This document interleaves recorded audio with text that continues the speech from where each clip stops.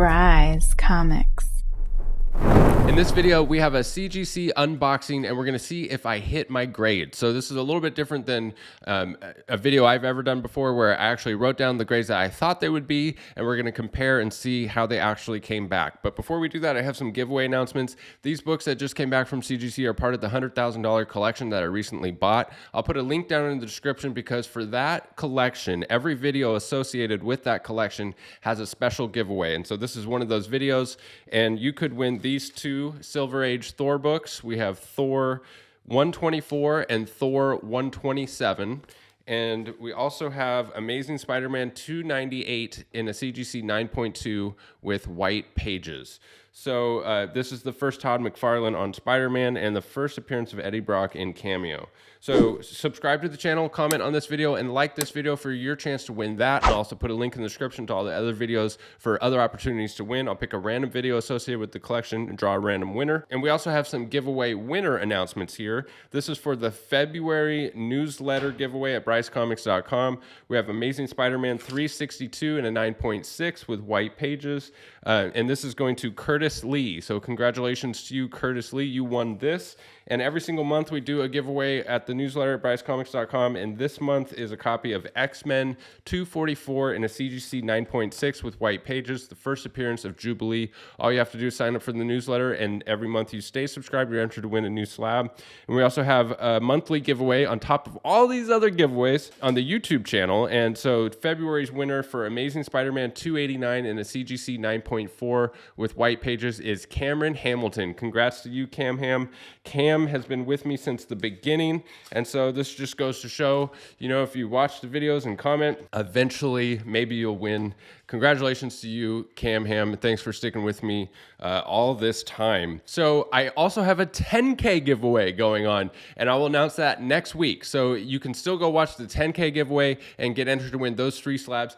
It's crazy. Why do I do this? Why do I do so many giveaways? First of all, don't worry about keeping it all straight. All you have to do is comment and watch, and I will let you know if you won. I will find you, but it's just my way to give back. I've had some success these past couple years, and it's my pleasure to give back to the community, and I really enjoy doing it, so that's why I do it. So this submission of CGC, I sent in Fast Track Modern, and I sent it in, it was received by CGC on December 15th, and they shipped it out on February 16th. So almost exactly 2 calendar months by the time they received it to the time they shipped it, and that's with the Fast Track Modern. So Fast Track is an additional $15 per book, which gets very pricey if it's a large submission, and they say that it cuts the turn time down by about half, but I think that it cuts down even more time than that. Maybe less people are using Fast Track because they increase the cost of it, so I think it is actually much faster than half the normal turn time. And so I wrote down here the grades for all these books, and let's hop into the books and see what we got. So these first 2 books were Crack Press resubmits, books that I got in a collection.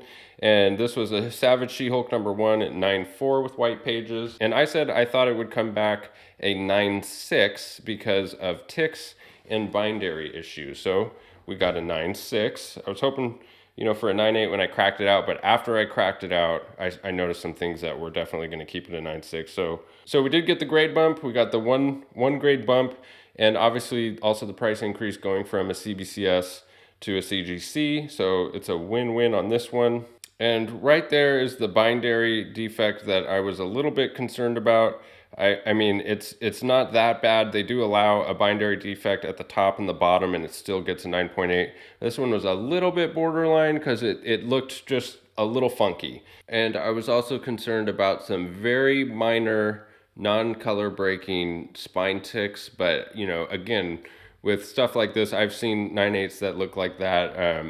And so it was a toss-up, but we got the 9.6. All right, this next one was also a Crack Press resubmit from a CBCS case. It was a CBCS 9.6, X-Men 141, and I said I thought it would get a 9.6 or a 9.8 bottom front right corner. So there was a little issue going on with the bottom front right corner. And as you can see there, there's kind of like just a very small color breaking crease on that corner, and I think that's what kept it from getting a 9.8. There's no grader's notes, so we can't confirm why, but I'm pretty sure that's what it was. Next up, we have Amazing Spider-Man number 4, Cindy Moon Becomes Silk, and I said I thought it would get a 9.6 because of color rub.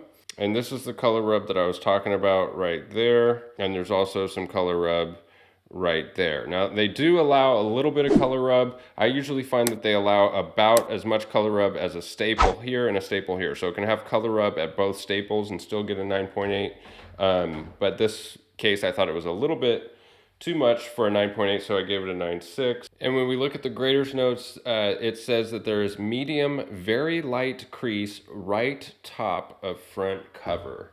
So what they're talking about here is that crease right there, which probably was a little bit of reversion. I'm sure I got that out when I pressed it, but you know, it sat there at CGC long enough, maybe it creeped back out. And this is the interesting thing, because that's the only thing that they mention in the grader's notes. So that's something I want to mention, is that grader's notes are not guaranteed and they are not exhaustive. Okay, so just because they put that crease and they didn't mention the color rub doesn't mean that they didn't see the color rub. It just means that that's what they decided to put in the grader's notes. So you can't rely on grader's notes. If I were to crack this out and get that crease out in the corner, it could come back again a 9.6 and the next time say color rub on the left-hand side. So grader's notes are not meant to be exhaustive and they're not even required. It's really frustrating, but it's just something you need to keep in mind. Don't think that if you crack something out and improve everything on the grader's notes that you're going to get a 9.8. There is the possibility that they just didn't put things on the grader's notes, or that the grader that day didn't see it and the grader the next day did see the other thing. So grading is subjective. It's just part of the game and something to keep in mind. Next up, we have Black Panther number 2, and it came back in 9.2 white pages, the first appearance of Shuri. And I said that I thought it would get a 9.0 because of a chunk and spine tick. So we actually got a little bit better. We got a 9.2. But what I was unsure about was this little chunk missing from the corner right there. And it's kind of hard to see, but there is a chunk missing out of that little corner, a tiny little chunk. And I also noticed some, minor non-color breaking spine stress. So for those two issues, I gave it a 9.0. It came back a 9.2. And the grader's notes say peace out, left bottom of front cover. So I said chunk out, they said peace out. All right, next up we have Edge of Spider-Verse 2. This is the 4th print, first appearance of the new Spider-Woman and Gwen Stacy in a CGC 9.4 white pages. And I said that it would come back a 9.4 because of ticks and rub. So there are several color breaking spine ticks along the spine, which are obviously allowed in a 9.4. You can have a couple. The grader's notes say eraser mark back cover, eraser mark front cover, and light spine stress lines to cover. So that's really interesting, is that they said eraser marks. And so it's possible, because I take a high polymer eraser, and if there's any kind of soiling or anything, just very lightly get it off. And depending on the different types of covers, you have to be really careful with that eraser, because if you take some of the gloss off, obviously they'll notice that and say eraser mark. So I'm surprised that it says that on here, because I don't remember taking an eraser to this, but how can I remember everything like that? Obviously, the interesting thing about it is that they don't deduct from the grade very much for eraser marks. And, I've had books, obviously eraser marks are not considered restoration. Most of the time they can't even tell that there was eraser work done on the book if you do it correctly. I've had submissions where I've had 50 books submitted where I went hard on the eraser and it never said eraser marks and they all came back 9.8. So it's just kind of but the interesting thing about that, though, is those books that I'm in particular were a different cover type. It was older books. They were from the 80s.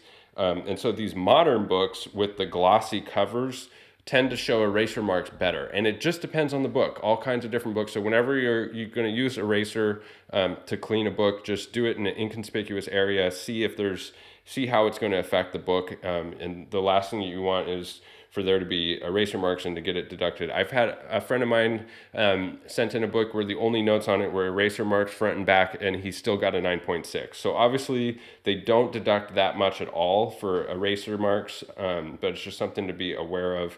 And one thing that you can do if you did a little spot and you notice that it's flashing or that you took a little bit of the gloss off, one thing that you can do is try to feather it as much as you can to blend it into the rest, or do it for the whole white area. You know, there's different options for fixing eraser marks. So next up we have Edge of Spider-Verse 2. This is the first print, came back in 8.0 with white pages. I predicted that it would come back in 8.0. So, and I said the reason was because of a fingerprint, rub, and ticks. So right there is the fingerprint, and there was nothing I could do to get it off. It like removed some of the ink or something like that. Very frustrating. There's definitely, it's almost like the oils from the fingerprint like ate into the ink of the book. So there was nothing that could be done there. And so on the back, you can see a really big color breaking spine tick, some significant color rub down the side. So all of those things combined, I gave it an 8.0 and it came back in 8.0. So next up is Batman 386. It came back in 9.4. I said it would come back a 9.4, and I didn't write down any reasons why, but the grader's notes on this say light spine stress lines to cover and small light crunch top of back cover. And so if you look up there is where the small light crunch is on the top of the back cover. And you know, I pressed this thing. It's very possible that I missed that when it came out of the press, or it's possible that it reverted back after being pressed, or it's possible that CGC did that when they took it out of the case. Any number of those things could have happened, but either way, I gave it a 9.4 anyways and came back 9.4. Wolverine number 8, 9.4, and I said that it would come back a 9.4 because of spine rub. So my concern on this one was right there. You can see that it's not a staple, that's just like a defect on the spine where, you know, it's just color rub from whatever cause, and I thought that it was significant enough to give it a 9.4. And if we look at the grader's notes, man, there's a lot. It says small light crease right top of back cover breaks color. So there's the small light crease right top of back cover. Again, that's just like a finger taking it out of the bag. It's a mystery. I wonder who did that. Could have been me, could have been CGC. And then we have small light multiple finger bends top of back cover. And so this makes me believe that maybe I just didn't give it a good enough press, because that's definitely not CGC. That's a finger bends from, you know, reading the book. And so I probably just didn't give this thing enough time in the press. And then it says very small light stain left bottom of front cover. Very small stain left bottom of front cover. So what's interesting is it got a 9.4. It had all those defects listed, 3 defects, and it's a 9.4. And it didn't even mention the one that I was worried about. It just goes to show you, you know, how subjective this is. It's just totally subjective grading. Marvel Tales number 1, and it came back a 9.6. White pages, and I was really hoping that this was going to be a 9.8. I had it down for a 9.6 or a 9.8. There was very tiny spine stress lines that I was worried about on the cover, and the grader's notes say light spine stress lines to cover. So this one could have went either way. Definitely could have got a 9.8. I mean, these are the spine stress lines that they're talking about, just non-color breaking, tiny things, and there are several of those up the length of the spine, but they don't break color. It's not like a full-blown tick. It easily could have got a 9.8. I think this was a harsh 9.6, but it is what it is. All right, so there you have it, guys. You know, remember, grading is subjective. Graders' notes are not exhaustive, and they aren't even required. And you know, for as subjective as grading is, I'm pretty happy with this. There wasn't like any huge upsets. But I do think that they have gotten a little bit stricter with the 9.8 since they got the new blood into CGC and grading. So about this time last year, I mean, a couple of those, it seems like those would have got a 9.8 last year. But it's not like across the board. You know, other submissions that I get back, I get some 9.8's that I thought, you know, maybe wouldn't have got 9.8. So it's kind of hard to say, because of how subjective everything is, it's kind of hard to draw any kind of conclusions at all. But you know, if I get to a point where I have something to say about how strict they are now compared to the past, you know, I'll do a separate video about that. But that's it for this video. Don't forget all those opportunities to win a bunch of different giveaways. Thanks as always for sticking with me to the end, and we'll catch you in the next one. Bye. Bry's Comics.